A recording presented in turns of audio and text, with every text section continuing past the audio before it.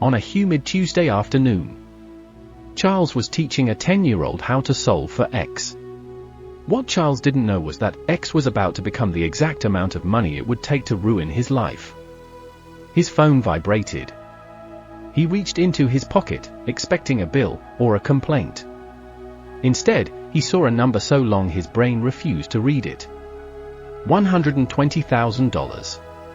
The room went silent. The boy kept talking, but Charles couldn't hear him. All he could hear was the sound of his own blood rushing through his ears. He had spent his whole life praying for a door to open. Now it had been kicked off its hinges. To the world, Charles was a ghost. A laborer. A gardener. A tutor. And sometimes a babysitter. A man who did everything right, but stayed behind. By sunrise, he was already on a construction site, lifting the weight of a world that didn't know his name. By evening, he became a tutor, teaching children in rooms that smelled of rain and old notebooks. He wasn't just a worker. He was a student of the grind. A whatever the hand finds to do man. He saved every penny for a dream made of sand. A sand supply business. A fleet of trucks. A legacy. But every time he reached for it, the ladder broke. A rented tipper failing mid-delivery. A contract signed by someone with a bigger name. A deal that slipped away at the last second. Life kept showing him the door, but never gave him the key. By 28, Charles had learned a bitter truth. In this world, you don't get what you deserve. You get what you can afford. And Charles could afford nothing. One afternoon, everything changed. His phone vibrated. He reached for the phone, expecting another warning, another reminder that he was falling behind. But what he saw didn't look real. $120,000. He blinked, refreshed the app, closed his eyes, and opened them again. The number didn't move. $120,000. No sender. No message. No explanation. Just the money. He didn't celebrate. He didn't scream. He froze. A cold sweat crept down his spine. The air in the room felt thin. His heart wasn't beating. It was pounding against his ribs like a trapped bird. Minutes passed. Then an hour. He sat there, unmoving, staring at a screen that now felt dangerous. Like it was glowing with something he wasn't supposed to touch. That night, he didn't celebrate his miracle. He ate dry bread, drank water, and waited. He waited for the alert that would take it all back. He waited for a call. For a knock on the door. For reality to correct itself. But when the sun rose, the number was still there. Charles did what a good man does. He went to the source. But the bank was cold. Indifferent. Unbothered. And the manager gave the most dangerous advice a desperate man could hear. The system says it's cleared, Mr. Charles. No flags. No errors. If there's no reversal, consider it yours. Enjoy.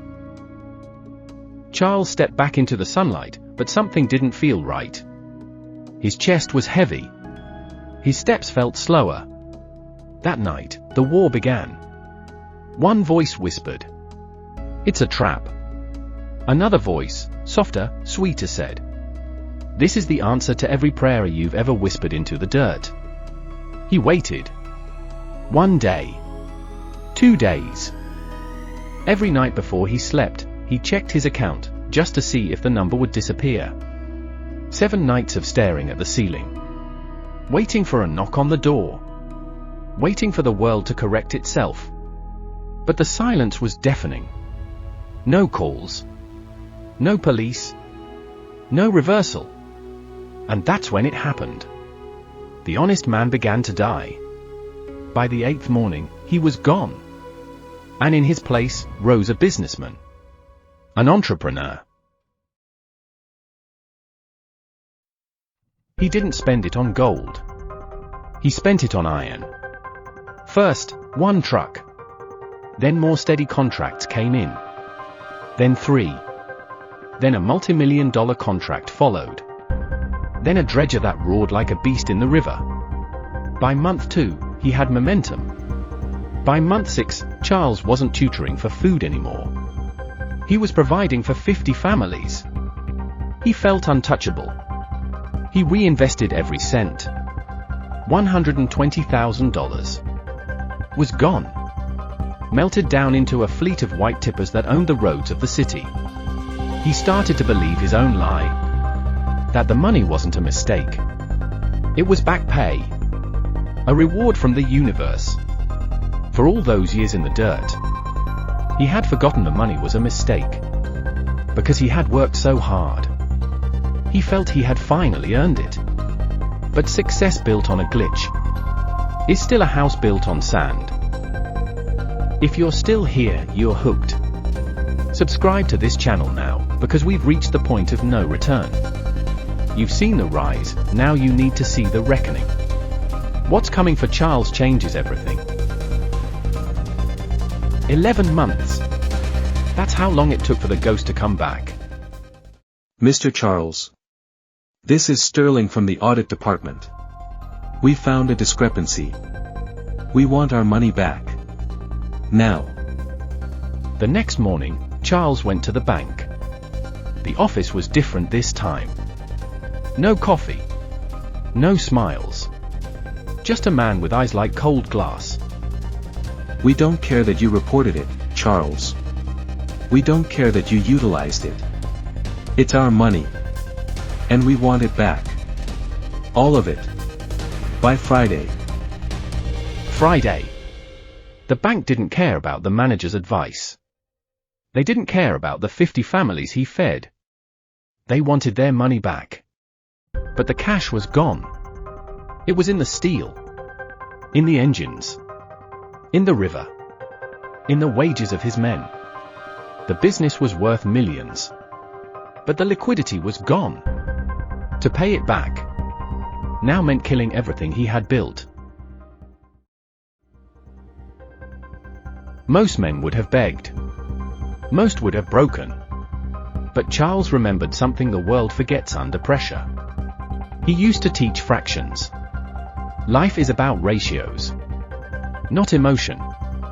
This was the moment. The bank expected a thief to beg. They didn't realize they were talking to a man who had built an empire from nothing. If you sue me, you get a bankrupt man. And 5 years of legal fees. You'll get scrap metal. And a headline about how your bank ruins small businesses. He leaned forward. You can take me to court, Mr. Sterling. You'll win. But by the time the gavel hits, my trucks will be seized by other creditors. My men will be gone. And you'll be left with nothing but legal fees. And a bankrupt account. Then came the turn. Or, you treat that money as a low-interest startup loan. I pay you back in 24 months. You get your principal. I keep the engines running. Silence filled the room. And your bank keeps the most successful sand supplier in the region as a client. Your choice. Do you want a prisoner or a partner? Charles kept his business. He paid back every dollar. But he learned something most people never do. Not every miracle is a blessing. Some are tests disguised as gold. He realized the miracle wasn't the money. It was the grit he already had before it arrived. Today, his business is bigger than ever. But every time his phone vibrates, his heart still skips a beat. Because the day the money entered his life was the day peace quietly left it. And he understands it now. Better than most ever will. The easiest way to lose your soul is to find a fortune that isn't yours. So if you woke up tomorrow with $1 million you didn't earn, would you ask questions? Or would you just start digging? Subscribe for the next chapter.